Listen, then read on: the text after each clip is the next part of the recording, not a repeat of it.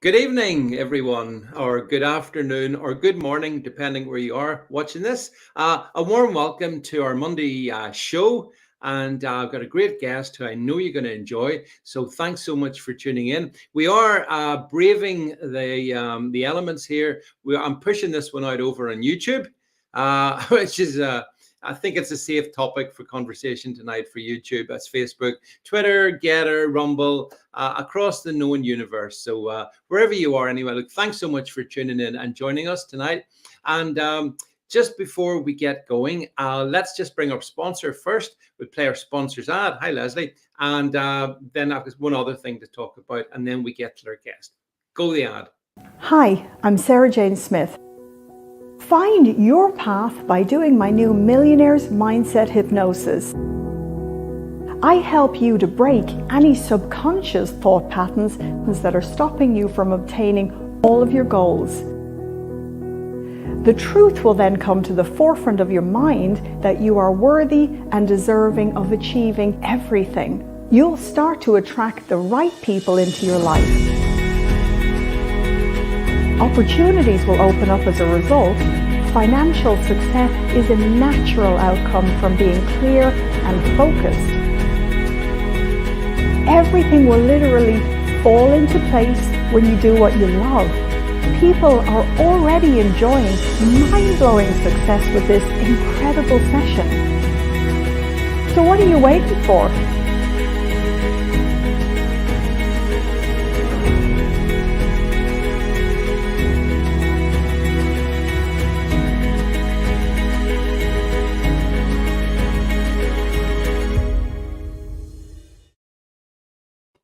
Right. Big thank you to Quantum Hypno for supporting us. Those of us in the independent media, we need to get support where we can find it. And then the second thing to say, yeah, that's the new ad, Leslie, a new ad. Second thing to say is those of you who couldn't make it to London 2 weeks ago on the 1st of March, the video of the evening with Lawrence Fox and Calvin Robinson is now available. You just need to jump over to davidvance.net. And it's all there. You could see the full almost 2 hours of chat, laughs, and some interesting views as well, I think, as you might expect. So I know, obviously, I know some people were at it that are watching this, but there would be many more who weren't able to get there. So the video is available for you anyway, if you want to go and watch that. And as I say, lively conversation, interesting guys, both Calvin and Lawrence. So I hope you might go and check that one out. Okay, right. He's sitting there very patiently in the background. I can see him. And now you're all going to meet him as well. So, sometimes there's guests that you sort of think this is going to be really, really interesting. And this is particular one I think falls into that camp. Now, I'm just going to bring him straight into the studio so he doesn't have to wait any longer. His name is Tim Davies. Hi, Tim. Hey, David. How you doing? I'm doing fine, thanks. I'm doing really well. Thanks for giving us your time. Do appreciate it. And like we talk about so much here on the platform, and so many different issues that that come to front of mind. And I've got to say, it's been a real pleasure. I've started following you over on the Twitters or X's or whatever it is. I find you very refreshing over there as well. And obviously, as well as your X/Twitter, you've got your YouTube channel as well, which I've been listening to. So let's start off.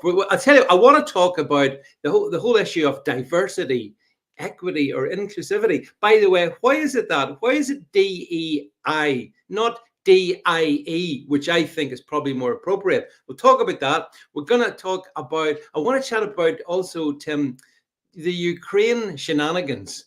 But I think we fall into a similar camp of desperados in this one, because we're not 100% in favor of World War III.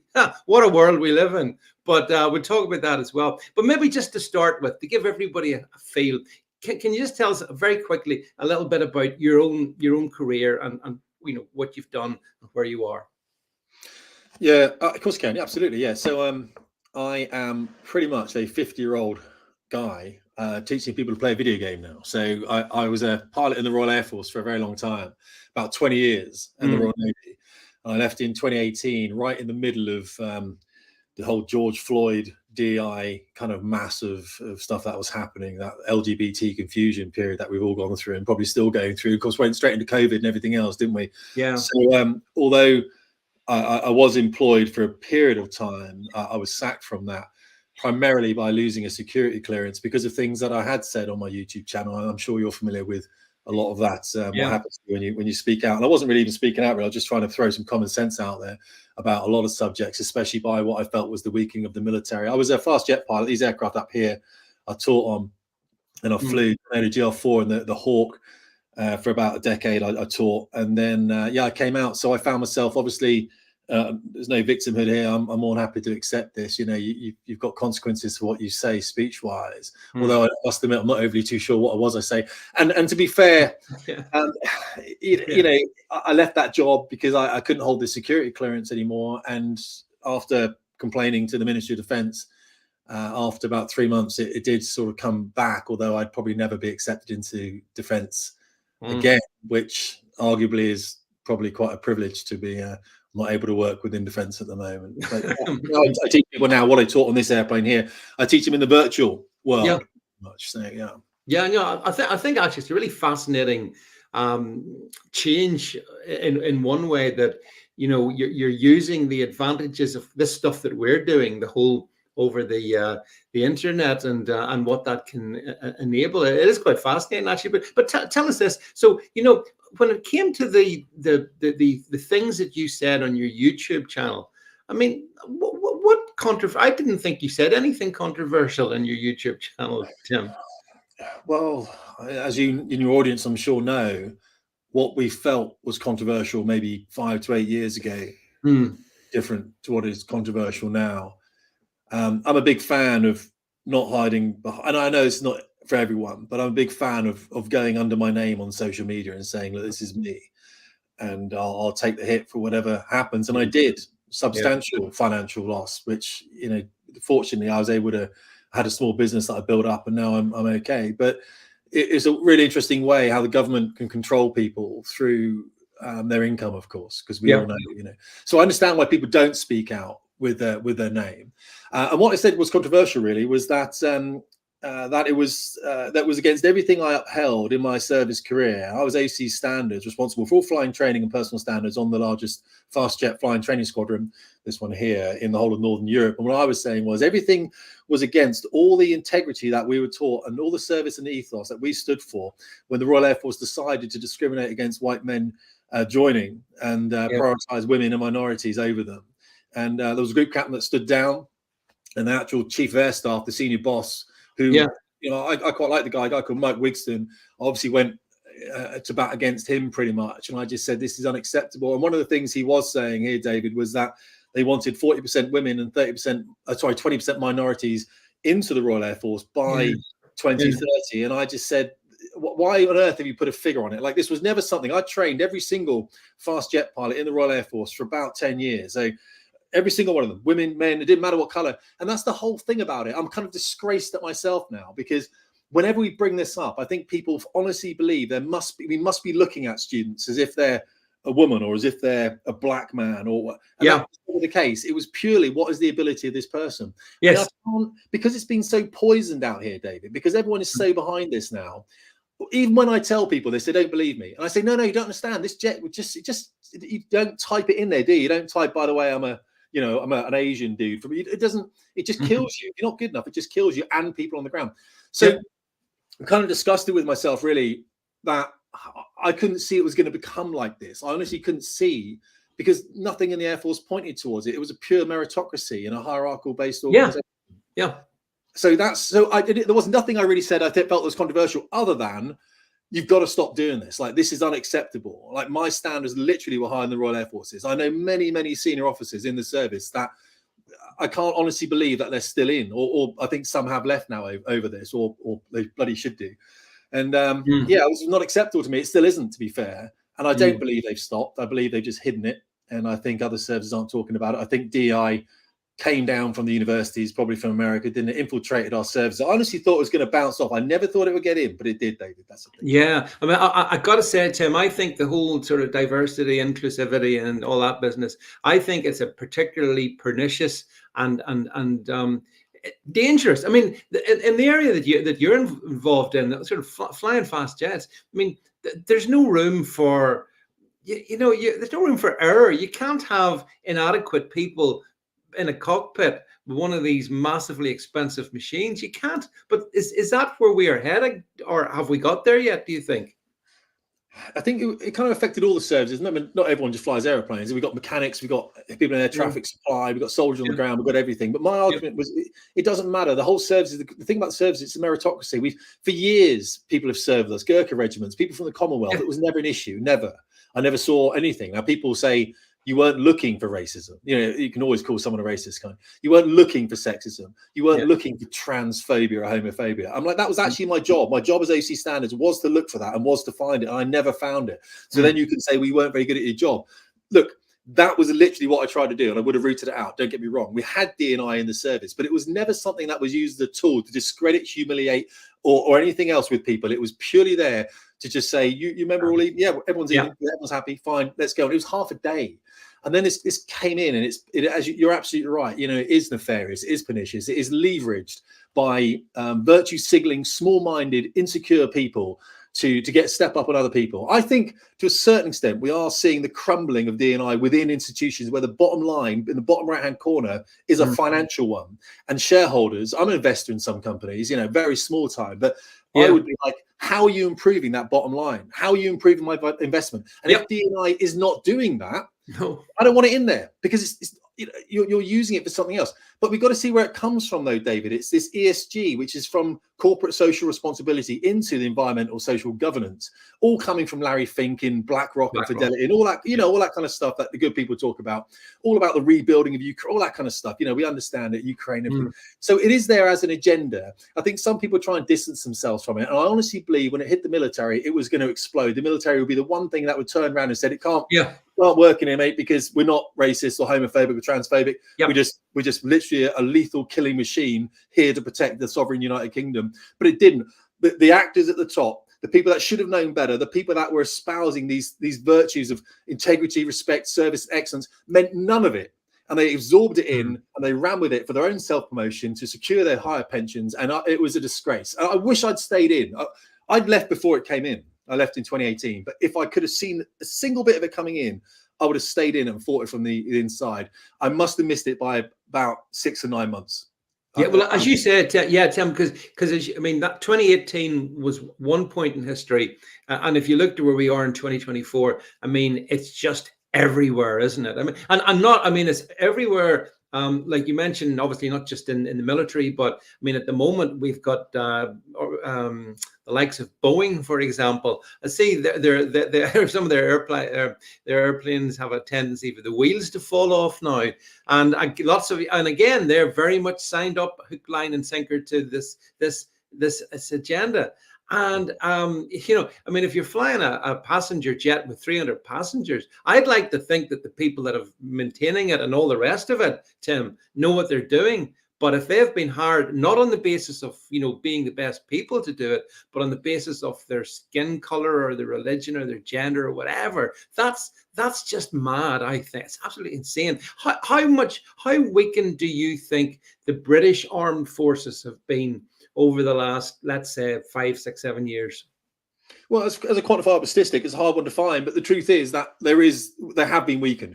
I believe it's almost like a subverted in from the inside. I believe there are nefarious actors that are fully aware of the fact that what they're trying to do is weakening the government structures, whether they're in social policy or whether it's in the civil service. There are people inside this that have probably been trying to get in there for the last 30 years. Yeah. And of course, we saw this with Sue Gray, wasn't it, tending towards Labour when she was head of the civil service.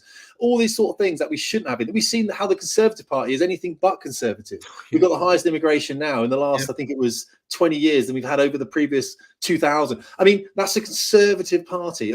It's the Conservative Party is dead. It really is. It's not ever going to come back. And I think, people like Peter Hitchens were absolutely right, and we owe him an apology because he was been saying it for years. So I do believe we do have significant issues, but it's not just because of the fact that we have these people in who have probably never spoken out at the senior levels. They should never spoken out in government. And so we've also, of course, we've got huge equipment projects that have overrun, massive overspending. We've got people in the military now that should never be there, literally. And when you're trying to put in 40% women, now when I trained women on this airplane here, trained many women on that airplane there, one of the questions that a lot of them would turn around and ask me, because I was quite senior, was when do I have children? When can I have children?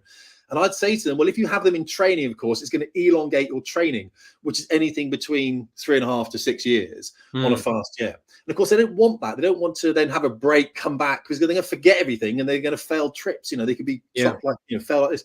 So I'd say to them, look, when you get on the front line, get your frontline training done and then you've got to have a family. That's it. The issue being, a lot of them, when they do have families, of course, the last thing they want to do then is go and strap a jet to their back again, because that's run injection seat. I mean, most men don't want to do it. It's a dangerous job, and now you just had a child. So the problem is when we start talking about bringing half the armed forces in as women, which is the latest thing. We talk about conscription, everything else later if you want to.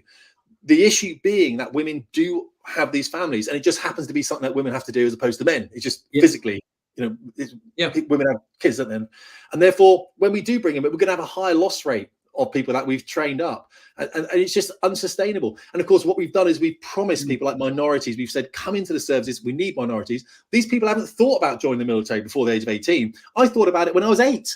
I was an 8-year-old building ladders with wings and stuff, sitting in wheelbarrows, pretending to fly airplanes. I was very small, and now they're recruiting people into the military for quotas who have no interest really. They're going in there for a paycheck, and what do they have? Like, what sustainment have they got in there? Where's the history? Where's the air cadets? Where's the officer training corps? Where's the cadets? The naval cadets? Where's the scouts, the cubs?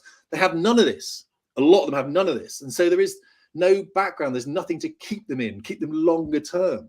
So I think what we've done is incredibly weaken what was a very, very secure and foundationally purposeful system by I mean, I don't even know what is so disgraceful for me. It's almost these seniors that should have known better, but it did come from the Cabinet Office through the Ministry of Defence, and that's why we've got it in there now, unfortunately.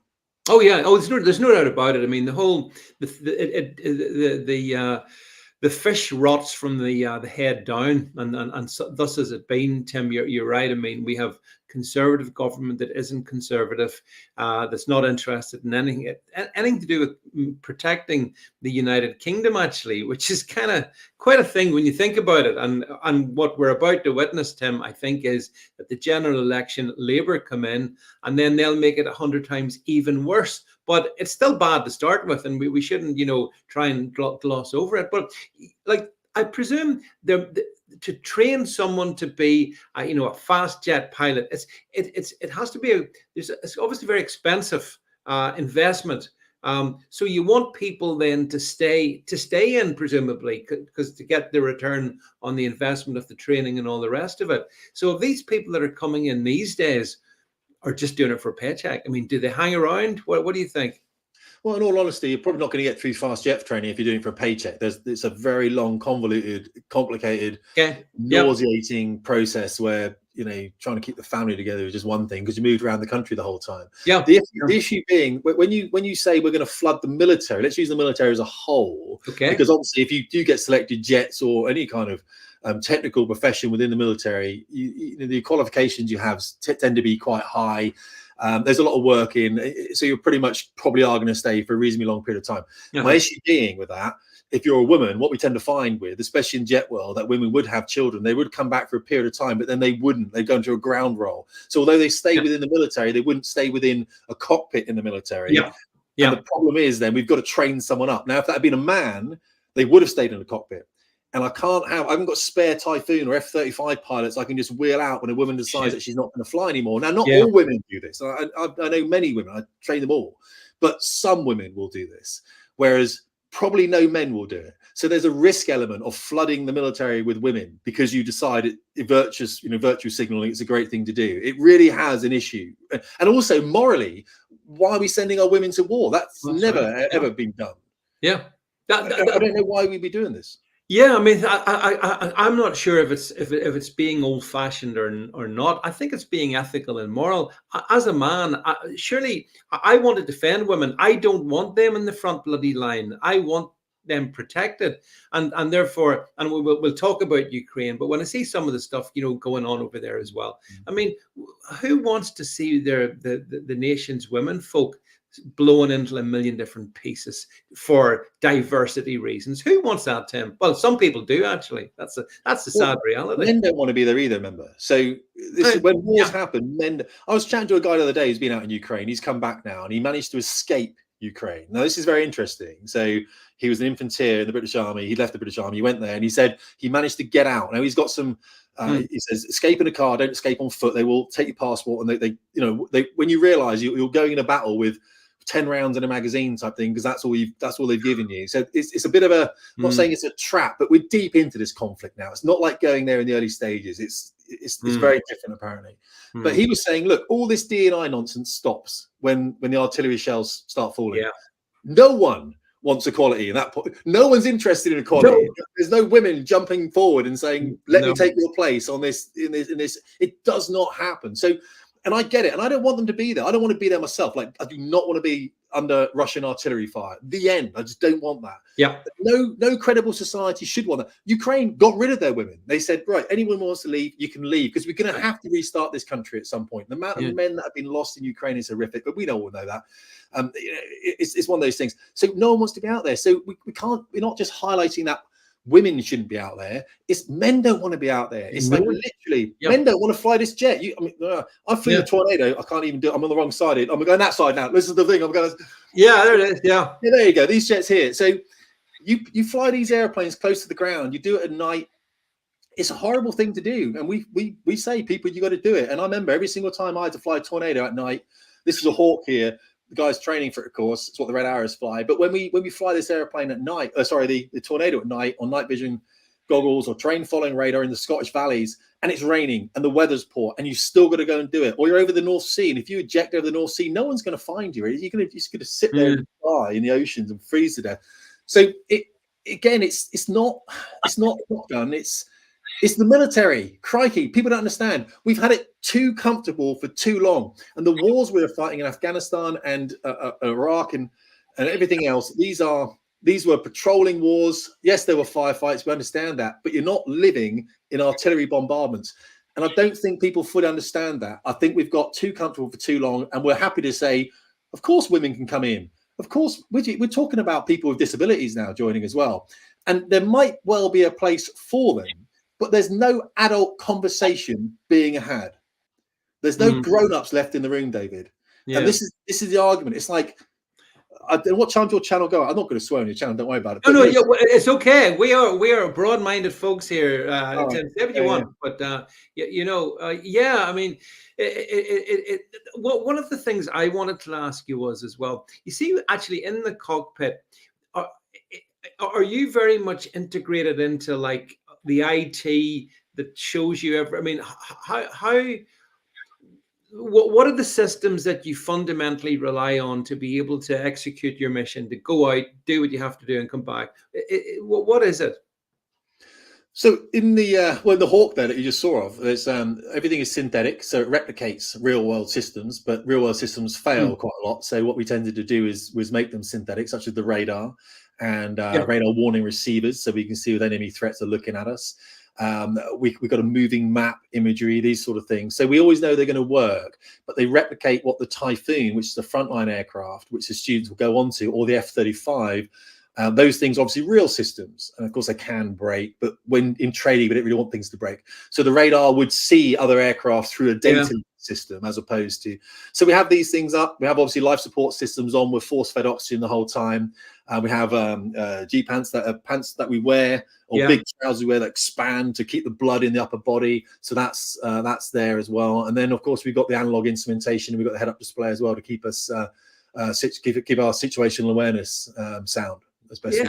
Yeah, I mean, that's it. All amazes me that there, because you're so, in a way, you're sort of in a fundamental life support system the whole time you're in that jet, because you know all those things like the G force. Do you fly at what, G1, G2? What is that? What limits of speed do you get up to, Tim? So, well, G is the acceleration through the normal axis of the body without being too technical. So when you see the red arrows doing maneuvers, they're all pulling G. Yeah. So, and of course, my arm, my mug here at 1G weighs this much, doesn't it? It weighs 200 grams. But at 2G, it weighs 400 grams, and 3G, 600. And so it gets heavier. And it's the same with my arms and my head, especially the head weighs a lot. So when we're pulling G and we're doing air combat and up to 7, 8, maybe 9 Gs, the head can weigh, especially with a helmet on, can weigh 9 times the amount. So I remember when I was flying, my neck, all my shirts now are really big because I'm not flying anymore. When I was flying, all my shirts, fitting me. Now they're really big. So your neck size does swell up. And of course, you're on an ejection seat as well. You're strapped into that, and you have all the things. So speed and G have a relationship. So around about 500 miles an hour is the speed we fly, and at that kind of speed, you would be able to pull the higher Gs. But as we're coming into landing or taking off, then of course we can pull less Gs, maybe 3 or 4 when we turn into the circuit type thing. But in air combat, you're pulling a lot. So it's quite tiring up there a lot of the time.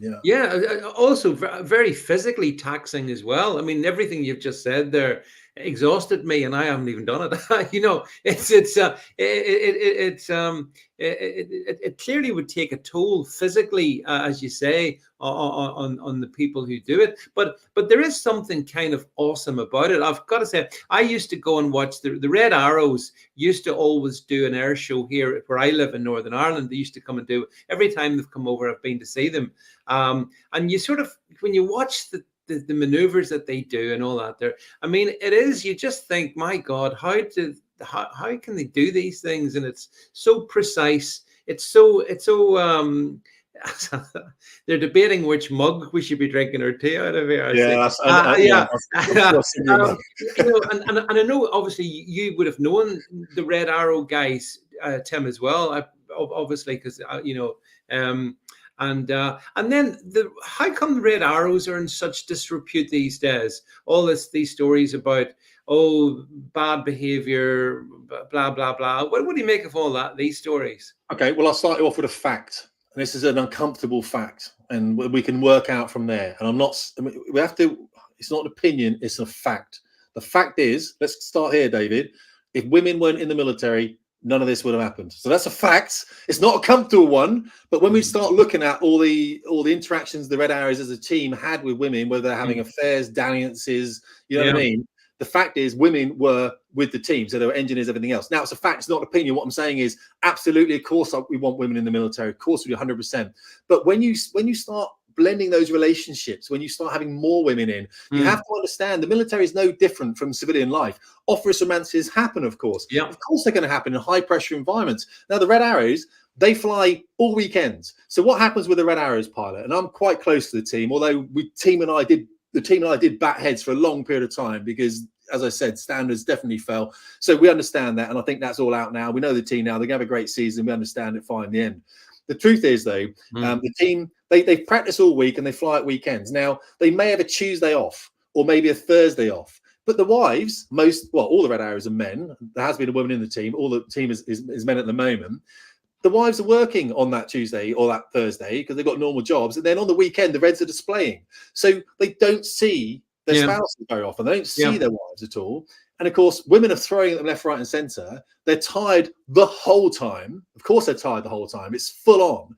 And of course, I'm not excusing behaviours, but I am saying we can understand why those behaviours happen. However, I also think that the Reds going back over the last decade, I know lots of Reds and they'll throw spears at me, and rightly so, because I was never a Red myself. It wasn't something I ever wanted to do. But the truth about it is, it's a very high pressure environment. Women are throwing themselves at you all the time. When you finish being a Red Arrow, nothing really happens. You just go back into a normal squadron in the Royal Air Force. That's it. Or you leave and you expect everyone to go, wow, you're a Red Arrow. And it doesn't really happen. You're just kind of stuck in this 3-year window. The first year is exciting. The second year is you're a bit more into it. And the third year, well, it's a bit dull now. Now I've got to go back into. So when you get some young girl throwing herself at you and you've had a few beers in the evening, I guess they probably took advantage of that. And it was fundamentally wrong. And I've always campaigned against any of that kind of stuff. Yeah. I always felt it was disgraceful to abuse the positions of which they had, of course. However, leadership, I think, was poor in the team, very much so, for a long period of time. I think there were people in the team that should have seen that happening, that didn't. They saw it, I think, but they didn't say anything about it. And I've said for a long time, the team haven't been safe, and they hadn't been safe for a very long time. And now I think they've got a great safety officer in there as their Red 10. He's a lovely bloke, and he's the kind of guy that you just want in a squadron. He's a top guy. I've known him for a long time, and he's not taking any nonsense whatsoever. So I think the younger guys they've got in the team now are very switched on guys. It took a guy, one of my students, in fact, left the team. It took him leaving the team before all this stuff came out. So he said, I don't want to be in the team anymore. I think he consulted with his wife and said, all this stuff's happening, affairs are happening, people are cheating on their wives and everything down route. They're getting drunk and they're flying, all this stuff that we shouldn't stand for. This is the erosion of standards that we are seeing within our professional services. It wasn't like this before, and it's all falling apart. And my argument is, hang on a second, where is that control element? Where is that true leadership? Where is it now? It's like everyone's been bought, David. Like, you know what I mean? They're all in this kind of agenda together somewhere. They're all trying to get the last piece of the cake before it all falls apart. Yeah. It's like, hang on a second, stand by your morals, have some integrity, and just stand there and say, this isn't acceptable to me. I'm not going to be doing it. I'm not going to stand for this. At some point, we've got to stand up like the men and women that we are, the great British Isles, and say, no. It's like I was reading something about cleaning the roads or picking up litter in your local areas. A lot more litter around. And it's just a high trust society becoming a low trust society. That's all it is. We can see it. We can see it. We just got to do something about it in our local areas. And unfortunately, with the team, no one stopped it. And it went on, and then it all fell apart when young ladies rightly complained about it. Yeah, I remember also, and I know obviously you'd be intimately aware of this. There were those, I think it was about, maybe was it 12 years ago, maybe longer, when there was a succession. There was one year there was two deaths. Two of the Red Arrow guys lost their lives tragically. And I was listening to you talking about this on a different podcast, and one of the things you said that I found amazing was you said that there's never been a Red Arrow crash where the pilot wasn't at the controls when it actually hit the ground. And I found that kind of, wow, that's one of those statistics you don't really think about till you say it, and then you go, well, yeah. So those two deaths, then, Tim, that and I think you investigated one of them at any rate. Just talk us briefly through your what went wrong there, because there's lessons to be learned from that, I think. Well, the reports are both online. You can look them up. Red Arrow's investigation 2011. There was John Egan, who was killed in August, and then Sean Cunningham was killed 7 weeks later in November, I think it was. I'll get the dates right, August, September. I have to do some work on that, unfortunately. But yes, so John was killed down at Bournemouth, last show of the season, and he was on the break to land, which is when the team break and they go around and they land. And they pulled a lot of G to do with a bit of excess speed from the boss, and it was all to do with trying to get on the jets on the ground quickly for a legitimate reason, but it killed him, unfortunately. That's 179. That's John's one. Yes, that's John. And it was a bit of a difficult one for me because I knew him very well. I did his sort of like an assessment pre-Red Arrows. It's not an assessment. It's they come and fly at Valley, and we just do the loops and the barrel rolls that they get assessed on. They practice with us, and I flew with John and just took him around. My brother lived with him at university. I knew him well. I'd walked up Snowdon with him. Yeah, I knew his wife, a lovely woman, and yeah, he was killed on the break there. And then I had to do his investigation. I said to the boss, I said, well, you can't investigate a bloody mate, can you? But of course, everyone knows everyone in the Air Force, and I mean, it takes its toll, David. To be fair, I honestly believe this sort of thing takes its toll. However, I was there, supposed to fly an aircraft early November with the team, and Sean Cunningham, who was a good mate of all of ours, Big Sean, walked out to he said, can I take the jet instead? Because the weather was all clagged in, and he got into the jet. And as he moved his controls around, the control column snagged on the seat. The pin hadn't been put in correctly. You could do that on the aircraft back in the day on the T1. Fired the seat out the canopy. And unfortunately, the Reds, this is an engineering issue the Reds had. They had been oversigning each other's work. No one knew who was doing anything. They'd over-tightened part of the seat. The main canopy didn't deploy, and the seat came down and hit the ground. It should have survived. It should have been a survival mistake. I mean, ridiculous for a seat to fire on the ground. It would have been an investigation into itself. The team would have been torn apart. But for the seat then not to have saved him, all the seats are always safe. Like the seat would, even if you got it wrong, the seat canopy, you could do it from zero speed, zero height. And Sean was killed, and we were there that day as the investigating team. So then we became 3 guys investigating one service inquiry, an accident investigation, who are now witnessing another one. So we had to get off the airfield. We said to the Reds, right, we're gone. And the Reds literally, once Sean had hit the ground, all the fire crews come, helicopters coming in, and we said, well, we're getting out of here. And the team were good. They were like, just get out. This is not, we don't even know what's going on ourselves right now. We don't know what state Sean's in. And the Rotary came in, took him to hospital. They worked him the whole way there, but he was killed in impact probably. And he was a great guy. And the thing about Sean, everyone loves Sean. He's an absolutely top dude.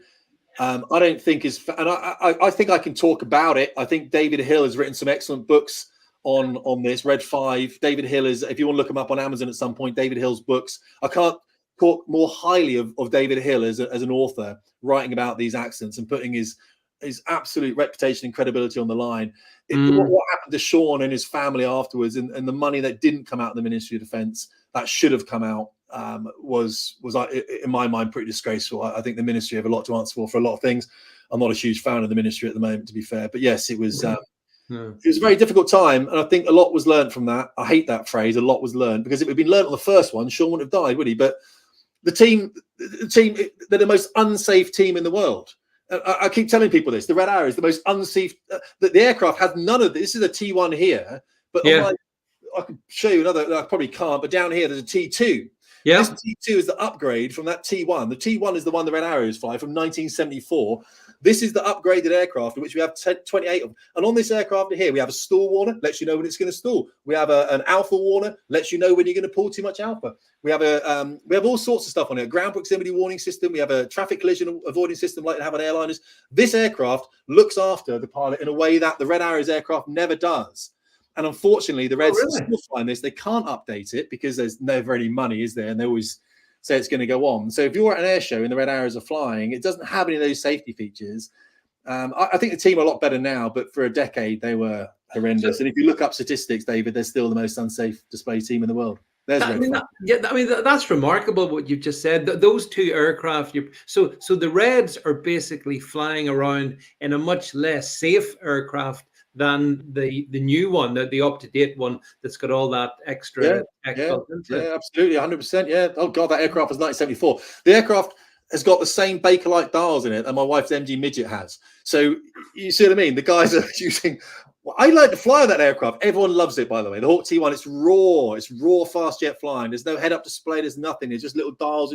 It's awesome. We love it. However, it has none of the safety features. It would not be able to be in service today if it was coming into service. It would never get approved. The Military Aviation Authority, the civilian, they could not approve an aircraft like that. I know that because I was the requirements manager on it.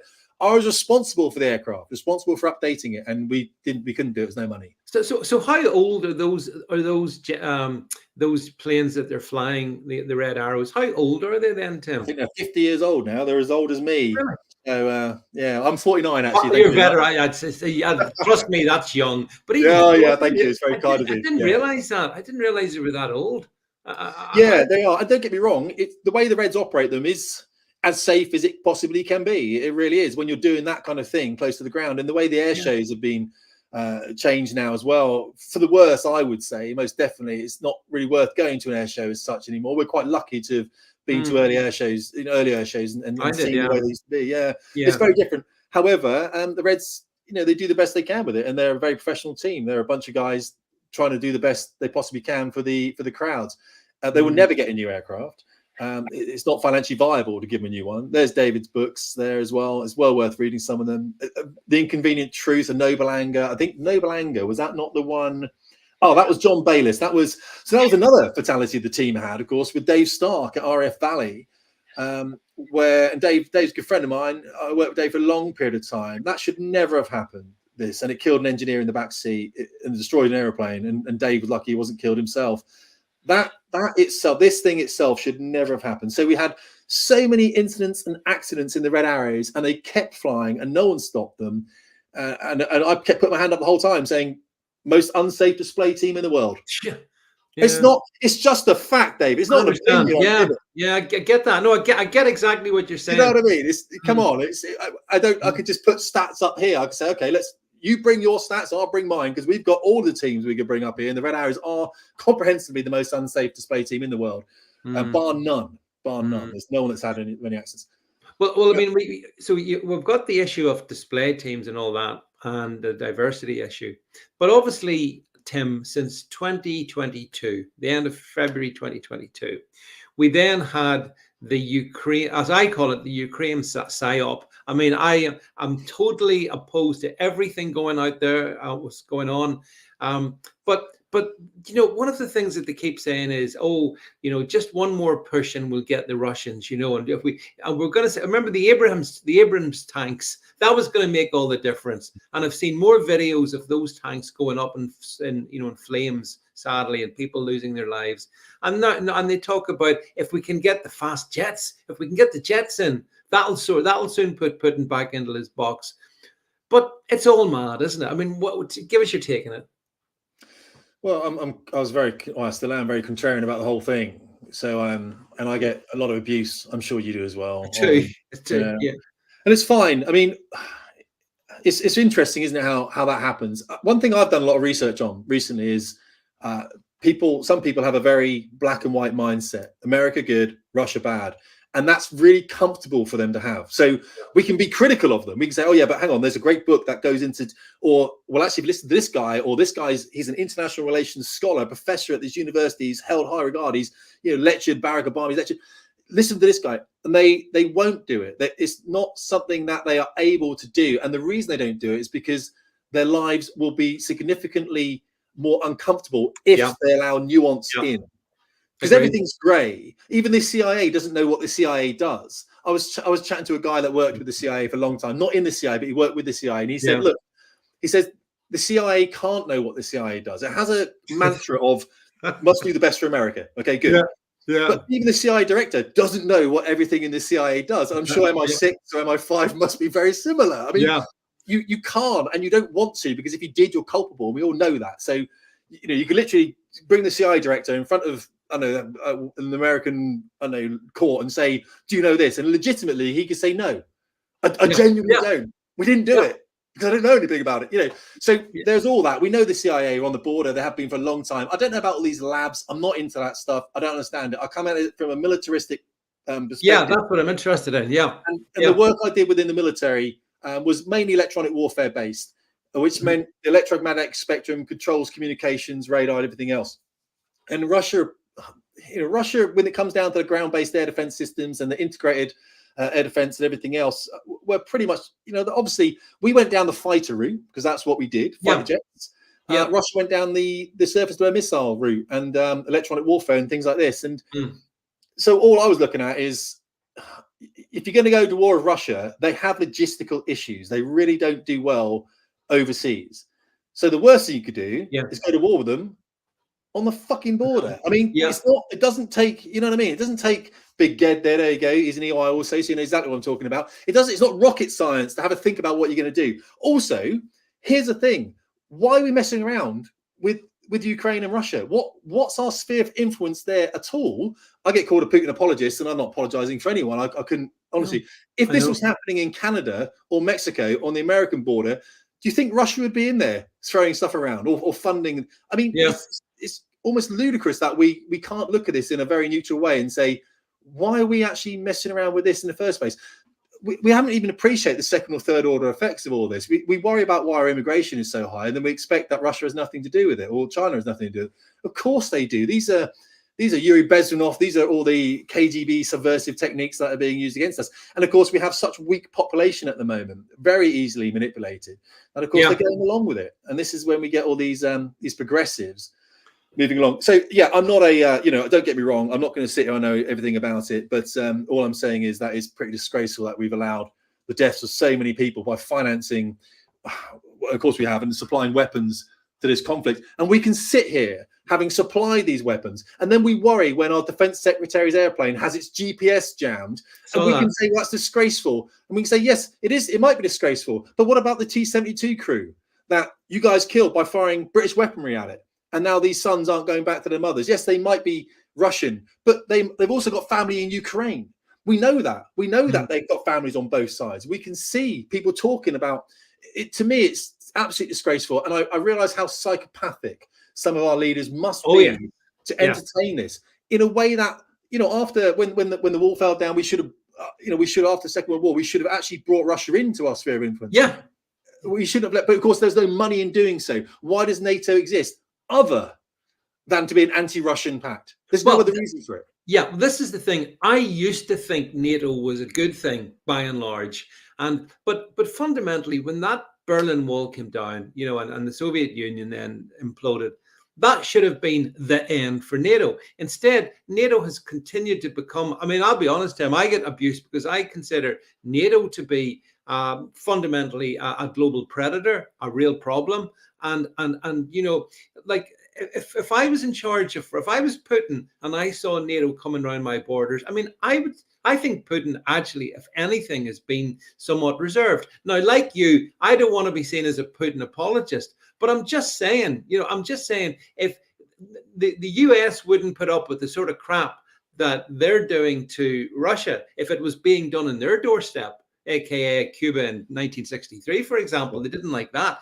So I just find the whole, from a military point of view, all I can think is that all this killing and all these weapons that are being used up in the Ukrainian theater, I presume that makes loads of money for the manufacturers, and therefore the money flows back into the back pocket of the politicians. That's all I can think about as what can be driving this, apart from sheer evil and psychopaths.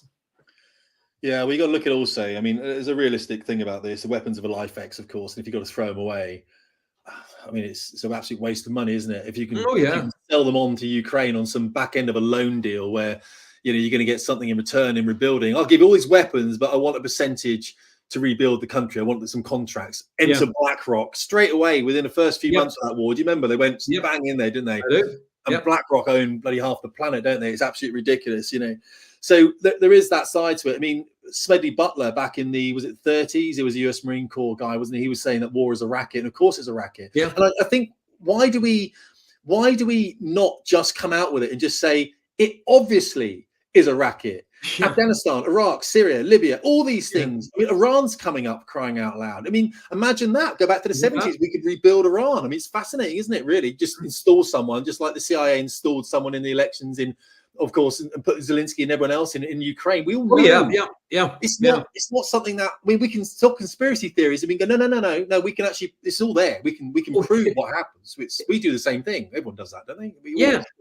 But it's like I mean, again, I have to put my hand up and say, back at the time, I broadly supported the aims of the Iraq and Libya, interventions. I now deeply regret that, Tim, because I mean, when we look at the levels of immigration this country's getting, and we complain about it, but at the same time, what were we doing to those people? We were telling them, you live in a crap country and we're going to bomb you. So, okay, we'll come to your country then. And but the consequences, Tim, are massive. Massive. If you look at what's happening across the European sort of heartland, so to speak, demographic change out of all recognition. And I wonder, did some of the people that planned that, did they actually anticipate that? Yeah, maybe. I remember I was flying with a navigator over Iraq and he was saying, look, if we're over here telling, actually it was a woman actually, she was saying, lovely woman, she was saying, if we're over here telling these people that their way of life is not good enough, then they're going to come to ours. Yeah, I know. Fucking right. It's obvious. And it took 20 years or whatever, and they did. And of course, it's going to cripple the country. It's amazing. I was reading something about how many immigrants are on benefits and how many Somalian households in London are in housing.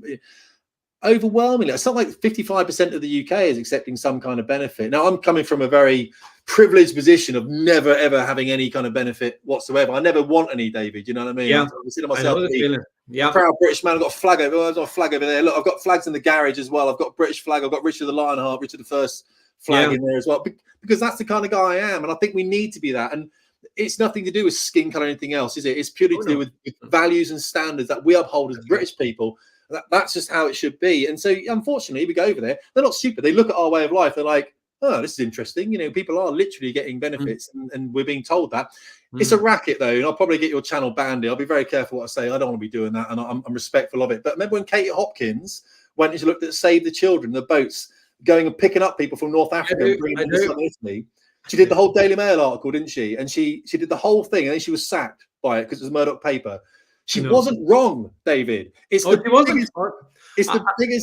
biggest way of making money ever. It's better than drugs, because these people are going to pay you when they're over there, because they're going to pay you for being there. So absolutely, yeah. I have to say, I know Katie, and I remember when she did that particular expose. And in fact, there's been several exposes of the fact that it is just a racket. It is an absolute racket. But then the thing is that, I mean, even like today, in the last couple of days, we've had people like Grant Shapps and some of these other clowns basically continuing to, saber rattle and almost like they almost want the UK to be directly at war with Russia. Now, I know we sort of, because I'm sure there are British assets within Ukraine. I'd be very surprised. But that's not enough. That's not enough. We want to send your sons and daughters across there to die for Zelensky, and I just think it's so obscene.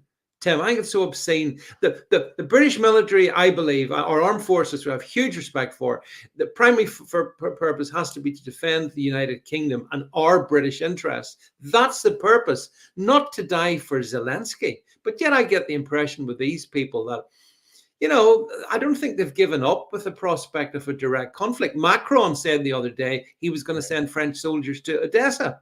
I mean, how much more provocative can you be until it goes too far?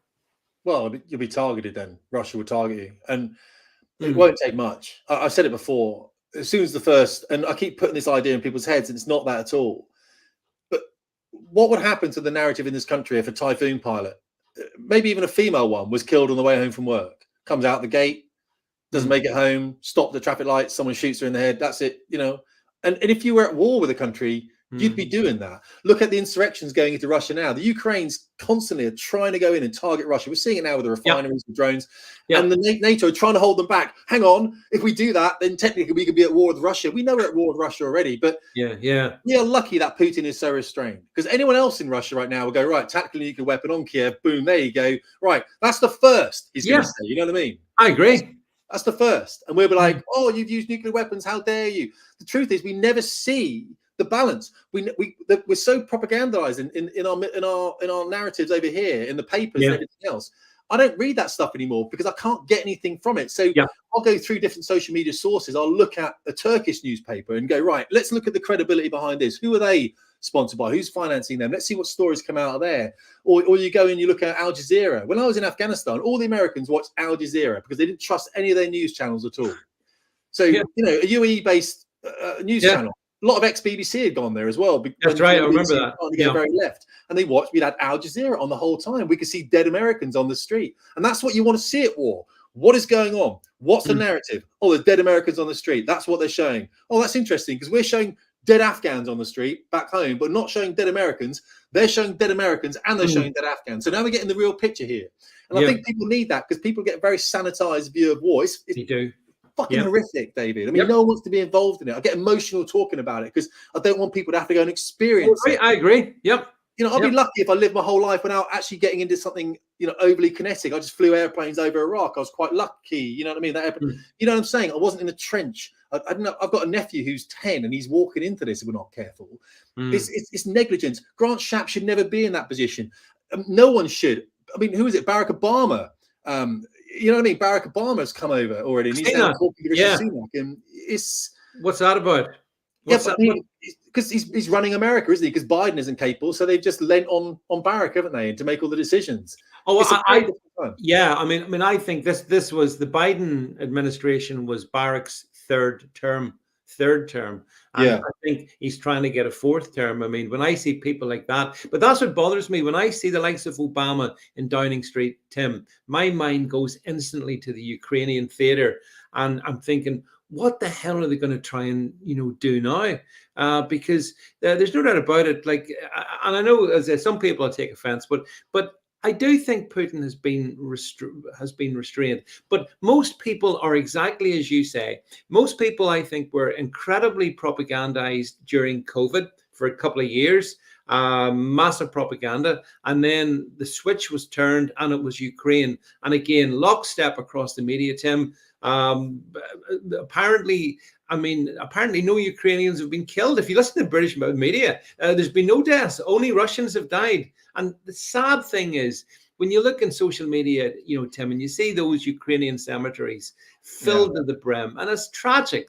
I take no delight in the loss of any life, but we're not allowed to see about the Ukrainian deaths. It's all just the Russians that are dying, and that tells me that one of the things that makes me wonder. I don't know about you, but it got me thinking. Well, if this is how it's been in this conflict, right? What was it like in previous times in history when we were in wars? And this is where there's rabbit holes I go down there as well. Basically, the media can't be trusted to tell us what's true. And if it wasn't for this kind of stuff, social media and stuff, we'd still be kept in the dark, I think. And the propaganda fed into our brains, and we just go, oh yes, 100% against Putin. He's a lunatic. And he's not. The lunatics, I think, are in Washington. Well, the winner writes history, doesn't it? The victor always writes the history. Yeah. So you're absolutely right. One thing I look a lot at is I sometimes say, look, how am I wrong here? Like, how am I wrong? I mean, let's do a deep dive. Like, how are you and I chatting here as reasonably intelligent guys? We're not the most intelligent cats in the world, but we're not too bad, right? You know what I mean? Okay. How are we wrong about this? We could be wrong. Yet whenever I chat to people online about it, and I say to people, I put a post out and I say, look, I could be wrong about it. I'll normally start, look, I'm probably wrong, but let's have a chat. You get launched on and you go, well, just tell me what's wrong about this. Like, why is this happening? What's wrong with what Russia's doing? Like, all of a sudden, NATO were trying to build those seaports in Crimea as NATO seaports. Russia knew that if that happened, it was going to give them access to the Black Sea right up on their coastline. Why would it allow that? So just tell me how I'm wrong. Just literally, I'm telling you, look, this is what I think. How am I wrong? No one comes up and can do it. No one can say what's wrong about this. They always say, well, NATO's not expanding, or, well, NATO's actually a peaceful force of peace. It's a catch-22, David, because you can say, well, everyone wants to be part of NATO because, it's a force of peace. And then Russia feels threatened. Oh, if Russia feels threatened, it must be threatening. So therefore, we need to expand NATO. It's like, for fuck's sake, guys. And it's like Finland's now talking about sending troops down there. And I'm like, crack the fuck on. See how that goes. Honestly, see how it goes. You should do, by the way, Finland. If you want to send some troops down, whilst you've got a 1,300-kilometre border with Russia. Fucking send troops. Yeah, no. Be that guinea pig for us. Fucking guinea pig. I'd rather you were, because I'm over here. I'm a bit further away. So let artillery coming to you, and then we'll work from that. I think it must be, I don't know, the very cold weather that Finnish get, it must affect their brains, because there's no way that any sentient human being with such a large border with Russia would want to provoke them. But then maybe that's what they want. NATO wants Finland to do the provocation to see what happens. Yeah, then. well, ferocious fighting forces in Finland. We all know that. These aren't. The Finnish Prime Minister, she's not going to war, is she? No. Her sons and daughters aren't going to war. These things, they just go out like Jacinda down in the streets. She can step down early. She hasn't got to go and face a humiliating defeat at the next election. They don't have to be accountable anymore. They just step down.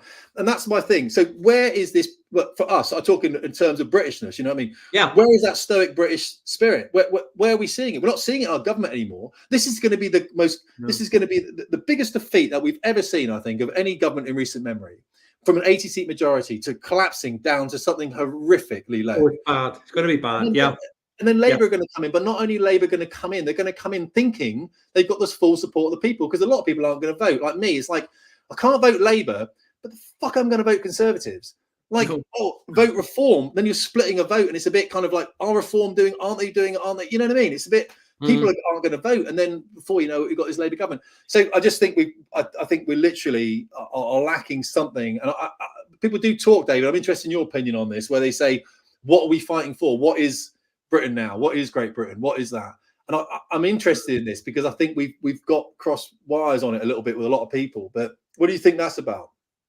Well, I think we have lost perspective on a lot of fronts, but there's a reason for that. And you touched on it, Tim, at the very beginning of this. For a large number of years, every one of our institutions has been captured. Academia, right the way through the piece, and including the military. Everywhere's been captured. Politicians, the whole thing, by people who have very bad intentions, or their intentions ultimately work out very badly. And we've seen that most noticeably since 2020. So I think we've lost in this country, to answer your question, I think we have lost our own perspective of what, I mean, the British priorities are very simple, to me anyway, and that should be, we should look after our country, protect our borders, do what's right for Britain. And honestly, you see, as far as the rest of the world is concerned, Tim, I'm not that bothered. I don't really care, I'll be honest, because there's so much wrong here. We need to you fix the thing at home, and the thing that needs fixed is here. And if only there was politicians that were wanting to do that, but there's not. The Tories are going to have an extinction level event. That's so inevitable. We see that. I mean, even today, just before we came on air, I was laughing because, I see Rishi Sunak saying, stick with the plan. I think, what? The plan, Rishi? Oh, don't worry, Penny Mordaunt, she's going to sort it out. We need a strong, empowered woman who can carry a sword. And I'm thinking, this is a party in terminal decay. But you're right, but you make a profound point. We're going to go through tough times. That's just it. There's no easy, there's no easy way out of this. The only thing we can do, and this maybe does also answer your question, we have to be true to our values, the things inside of us, the things that matter to us, or looking after our family, taking care of ourselves. Those are the things, being moral, being ethical. Yeah. That's almost all we can do. But there's no shame in doing that if that's what, if that is fundamentally what's in your domain to be able to do. What do you think? Well, I've been saying for a long time, I run a men's group. It just happens to teach people to fly airplanes in virtual skies. But I teach a men's group, and I say, look, you got to be the example. You got to set the example for other people to be. Yep. That means you got to not be a dick. You got to be out there. You got to be putting some work in somewhere. You got to be eating healthily. You got to be looking after yourself, look after your family. It's going to extend from the individual outwards. I agree. It's what happens when societies collapse. You always go back to the youth club or the gym or the pub that you used to go to. Everyone migrates back towards that because you have an element of trust with people. And of course, one of the problems that we have with immigration or anything else is that as I said earlier, we work from a high trust society into a low trust society. Yeah. I was watching something about Alabama the other day in America, just down on the coast there, and a guy got out of his car and he left the engine running and he walked in, and the other guy said, his guy was visiting, you leave your engine. He goes, yeah, this is small town Alabama. Everyone knows that's the doc's house. That's how it used to be. That's what high trust societies were. Yeah. Now we worry about going to London, like wearing an expensive watch or something in case someone stabs you for it. Yeah. It's not like robs you for it, it stabs you for it now. Remember, I had this guy on Talk TV the other day, and he was saying, look, if someone was stabbed in our area, it was big news. Like everyone gathers around the TV. But now no one cares if someone's stabbed. Someone's stabbed every day. It doesn't matter. How did we get to this? Because we got to it. It didn't just happen overnight. No. And that's what I try and tell people. No. We got to it. Like literally, something happened, and we worked through a process, and we got there. It didn't just, now we've got loads of immigration, now we've got loads of poverty, inequality of wealth, whatever it might be, whatever the next big thing is, whatever the buzzword's going to be. It was a process, and that means we can analyze it, and that means we can undo it. But we've got to be honest about it, David, and I don't think people are being honest. And I think, that's a really good note actually to wrap it up on. You're right, but you're dead right, Tim.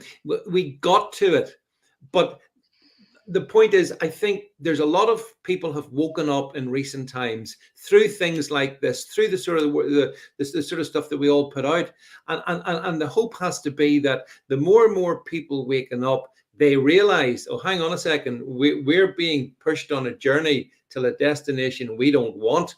And we assert ourselves, and we can do that whichever which way. You can do it at the ballot box. Personally, I'm not a huge fan of that because I don't think it works anymore. I think our democracy is completely corrupted. But I do think what you said is we have a response. We can be the inspiration. We can be the center of it by being, good fathers, good husbands, good, doing the stuff, good looking after our kids, or in my case, my grandkids. There's things that we can do and set that example so that generations to come will hopefully hold on to the things, Tim, that did make Britain a great country. You know, I mean, it was a great country up until relatively recently, in my opinion. You know, and but the rot is so deep in the institutions that actually the institutions basically need, you know, torn down and built back up again. But hey, listen, Tim, we've gone through. I knew we were going to do this. We've gone through our allocated time anyway. So listen, thank you so much for being with us. It's been an absolute pleasure. See all the really nice comments. You can check Tim out over on X/the Twitters. You can see him over there, or over on the YouTubes, and on also Fast Jet, my eyesight. This is why I'm not a pilot. Fast Jet Performance. There's on Tim's YouTube there. And of course, if you're really interested, you can actually, I think you, as you say, you do train people sort of virtually how to fly these things, which is remarkable as well. It's been an absolute pleasure to talk to you, Tim.